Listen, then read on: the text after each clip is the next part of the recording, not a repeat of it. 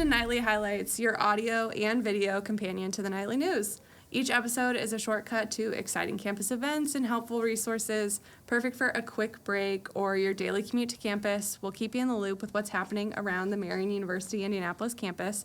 I'm Karen Candlish, your Dean of Students, and this week I'm joined by Luci Woodrum. Yay! Welcome, Luci. Thank you so much for having me. Yeah, I'm excited that you're here. Yeah. So Luci is a senior finance major. You're on the track and field and cross-country teams. Mm-hmm. I assume that means you're a runner. Yes.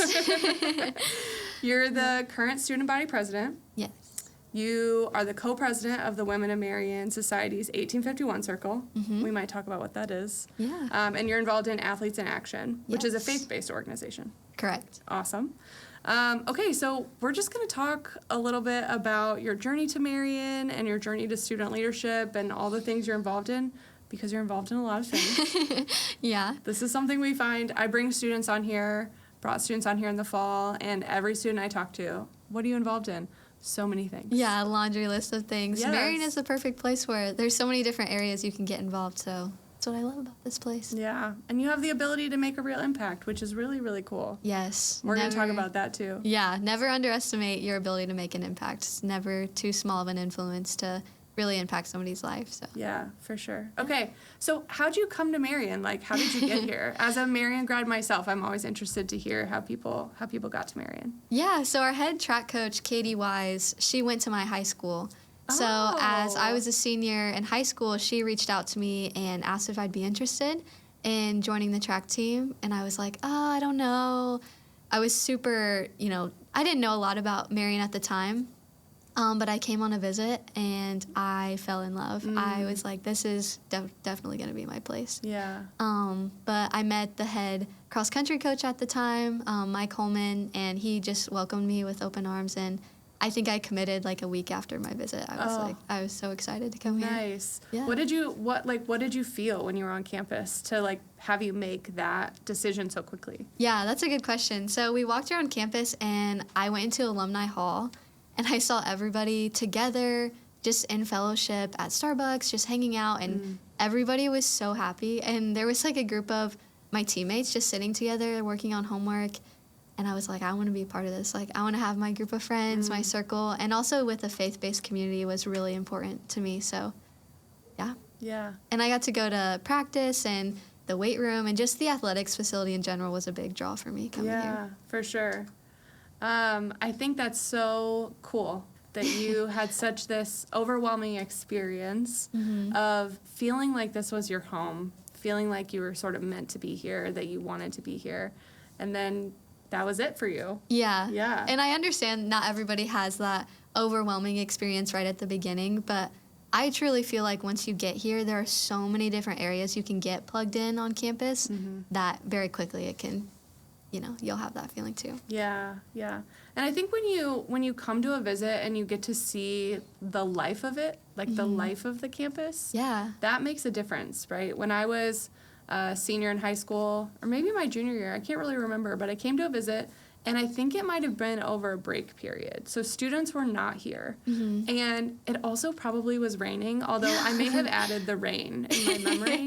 Subconsciously, it may just have been a dreary visit, but I don't know. It just like the vibe wasn't there. The students weren't there. It wasn't, and it was like an official admissions visit, and it was a fine visit, but it wasn't like a this is where I'm coming to school sort of visit, And so I knew someone who was a current student, and so then I came and saw her when students were here, and that's when I had this feeling of, I can see myself here. Yeah. Campus looked a lot different. We had different dining hall and different athletic facilities, and just it was very, very different. You know, so many buildings have been built since I graduated from Marian.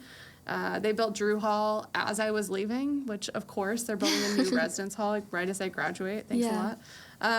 But that's when I had my feeling of, when the students were there and I could see myself in that space where I thought, yeah, I think Marian's the place for me. Yeah. And I loved my experience here.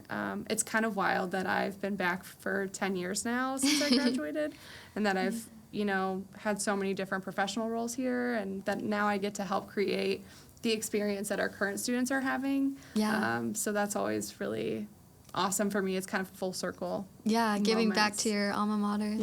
Yeah, kind of in ways I never expected. So, which sort of speaks to, and you might feel this way too, like I once had someone tell me that I always said this wasn't my plan, right? It wasn't my plan to be at Marian, like 18 months after I graduated and to be working. And he said to me, well, that's because it's not your plan, right? This was God's plan for you. Right. And so I don't know if you ever get that feeling too of like, this is bigger than me. You know? Definitely. Like what we talked about before, if you would have told me when I was a freshman coming into Marian that I would be involved in all of these organizations and still on my sports team and now leading the student body, I would have said, you were crazy. Like, no way I'm capable of doing that. But as I've grown and developed as a leader here at Marian, I just felt like people's arms were wrapped around me, supporting me in so many ways where I felt comfortable enough to just grow and really put myself out there, and it's paid off. Yeah.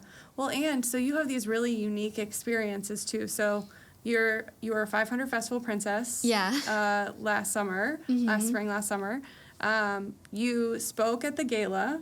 Yeah. Like, that's a huge thing. That's a thing that very few people ever get to do. Yeah. Right? So you spoke at the gala. I had the honor of hearing you speak at the Galentine's Day Brunch, which isn't as big of an event as the gala where 2,000 people are, but was still really special to see you and Briley Kuntz, to, the current and a former SGA president, talk about your experiences as women of Marian. Yeah. It's just been really cool to see you kind of blossom into this like amazing student leader, and even just this year that I've known you, because I haven't known you that long. Yeah. Just getting to see you and take on these roles with such sort of grace and ease has been really amazing to see. Yeah. And just speaking on some of the leadership roles a little bit, like it has become such a passion of mine to just serve as a leader.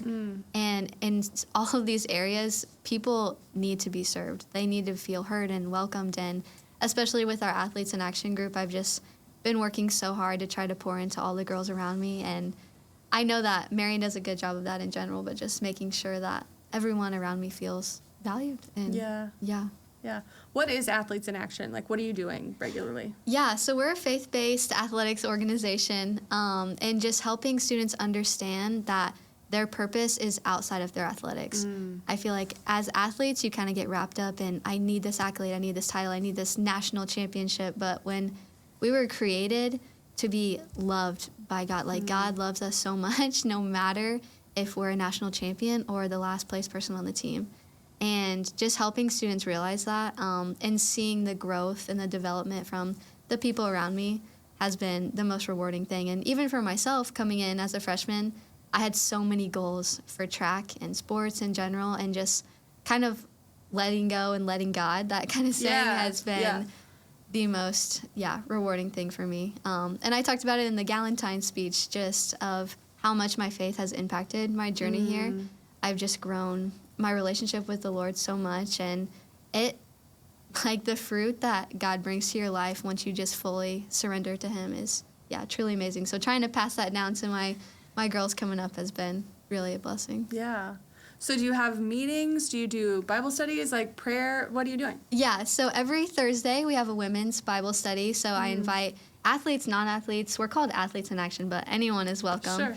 And we do monthly large groups, so where all the boys, all the girls come together, and we do kind of a general topic. Last month we did relationships, and we've done all kinds of practical things just for students to relate to each other more. Yeah. And then we offer this camp over the summer called Ultimate Training Camp. I went to it last summer, and it absolutely changed my life. You do this workout that is 24 hours long, and it pushes you to your spiritual, your physical limits.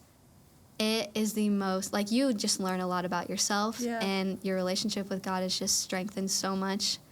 And, a lot of time for personal growth and development. And, so I've been encouraging some girls. I'm going back this summer. Nice.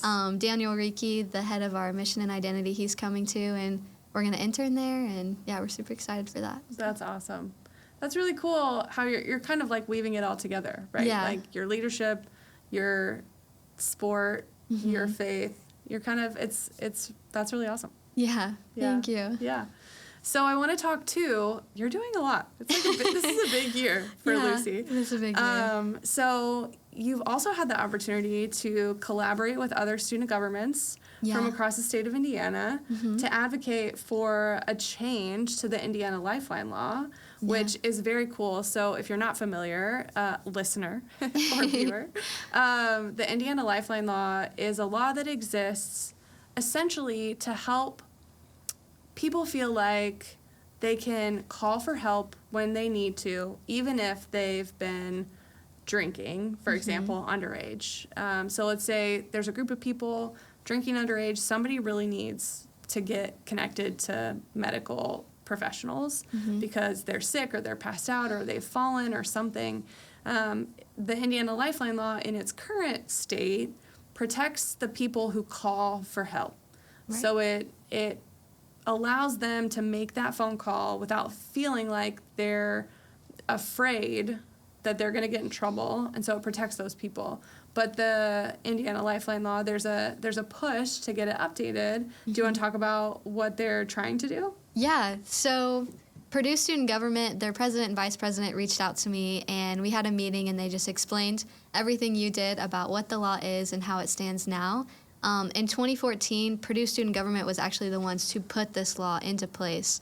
And their first initial proposal was that both parties were protected, but only part of that was passed. So now they're kind of doubling down and saying, no, like, we want this whole law passed. We think it is so important and just saving lives. And other states around us, states like Michigan, are really, really pushing for this and advocating, kind of collaborating with us on showing how it has really improved their numbers and saving students' lives. Like, when you think about that, it's just so powerful. And so we got to actually stand up and testify in front of the senators, personal stories of our friends and us and how it's impacted our college campuses in so many ways. It was unanimously voted through the first time. So that was really encouraging to see all of our hard work and research kind of pay off. But yeah, we're really advocating for both parties be protected under law, so that there is no question on if they should call for help or not. Save your friend's life, make the call. We want them to be protected. Yeah, so it would protect both the person doing the calling, but also the person who needs the medical attention, because that person hasn't been protected in the past or in the current state of the law. So it's going through committees right now, and I don't think it's been officially passed, the law itself, but that's really cool. That's not something that, like, every student body president gets to do. So it's really neat that the student government associations from across the state are coming together and working together to support legislation at the Indiana state level. Is really awesome. Yeah, sometimes we just feel small in our little bubble here at Marion, but we have power. Our voices have power. We can go to the State House at any point and advocate and sit through and share our thoughts and opinions. There is so much power behind that, and I wish more students kind of realized that people want to hear you. They want your voice to be heard. So yeah, that's been really powerful, just getting to tell other students about that and encourage them in that way to really go after what they're passionate about, because we can make a change. Yeah. I actually was thinking about this too. There's a student lobby day in March that the Independent Colleges of Indiana is putting on, and it's March 19th.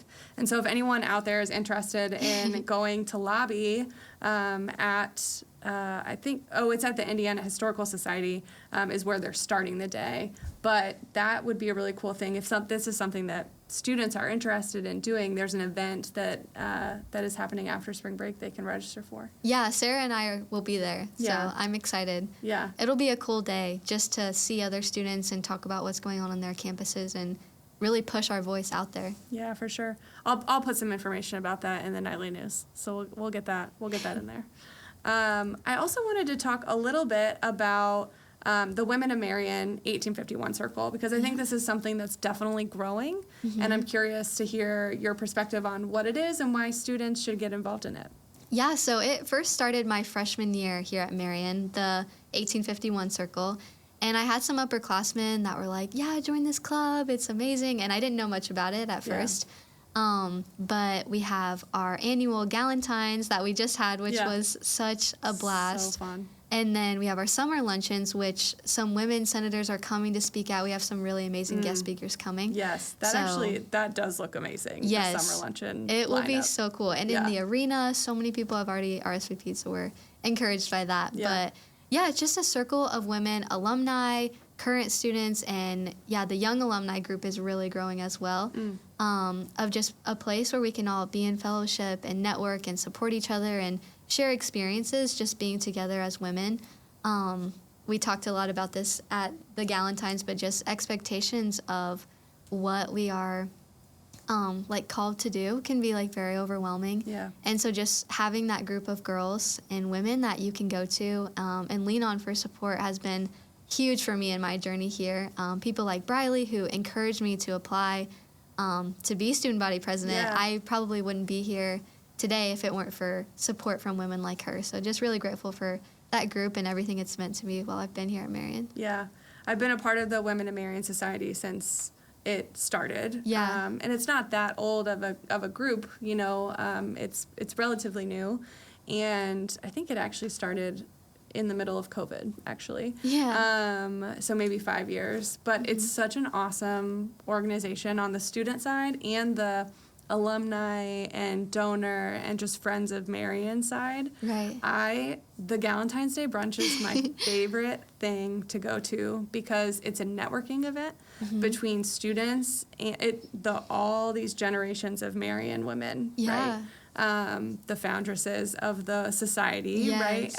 Beth Elsner is one of those, and so it's this group of such powerful women all getting together to lift each other up. And I always have the best time at this event, and so I want more and more Marian women to get involved. I think it's such an awesome community with so much knowledge and there's just a lot there, a lot of fellowship, a lot of, I don't know, it's really just a beautiful community. Yeah. Earlier this year, we did a service project where in October we wrote notes to breast cancer patients of just our kind of testimony of how we got to Marian and just encouraging them with different Bible verses. And I got to actually take those to the hospital and deliver them to some patients, and it was truly moving. Just seeing their faces and how hearing from a student saying they were praying for them and thinking about them from our school was so powerful. And coming up April 2nd, we are having a blanket tying night, and we're going to donate all of those blankets to a women's and children's shelter. So just working more on our philanthropy side of things and how we can really make an impact on the women here in our community, because we're obviously very blessed to be here at Marian and have these people and all the support that this school brings, but some people aren't as fortunate. So just identifying those needs in Indianapolis and seeing how we can meet those. Yeah, that's awesome. Well, you have a lot going on. Is there anything else you want to highlight? That's a good question. Oh, we have the Oxfam Hunger Banquet coming up. It is a banquet that we're going to put together on April 2nd from 7 to 8 p.m. And it's just an event to highlight the need for more resources for those who are hungry in the society, just poverty and injustice in our local community. So just raising awareness for that. We'll have some guest speakers there to just talk about their experiences and how we can best serve the people in our community, just wrapping our arms around them. Again, what we're about here at Marian, just supporting other people. Yeah. So we're really excited about this, just to reach the community in a different way and bring some new people into Marian and speak to the students will be super cool. Nice. And that's a Student Government Association event? Yes. Yeah. Sweet. Yeah. Well, you're doing a lot. You're doing a lot. Are you okay? You got it all? Yeah. The Lord is good. He is providing me, filling my cup so I can love others out of an overflow of that. So that's amazing. That's awesome. Well, it's been really awesome to talk to you, and I'm so glad that you could come and do this. Yeah, thank you for having me. This was awesome. And I hope it was encouraging to any students listening that you can make an impact on this campus. Stretch yourself, go for it. If you're thinking like, oh, maybe this could be fun, or I don't know if I have time, just go for it. Just try. Yeah. I would have never thought these things would line up for me, but just step by step, you just look at the next step. You don't have to look at the whole staircase, but things will work out in your favor, especially here. But and there are lots of supports too for you. So there's faculty and staff that want to support you, and I think you rely on your faith a lot to support you, and there's lots of supports here for you to help you attain your goals, and stretch a little bit. So that's what I love so much about Marian. We're not just a number here. We're truly a soul and a person that people care about. Our professors, the staff, faculty, people like you who just are willing to have one-on-one meetings with students about what's bothering them and how can we help you, how can we make this university better for you personally, not for everybody. Like, how can I help you? I think that's so cool and important that you won't get at a big state school. So yeah, for sure. Well, that's a wrap on this episode of the Nightly Highlights. To get the full scoop on these stories and more, check out the Nightly News delivered to your inbox Sundays at 5 p.m. Thanks for tuning in.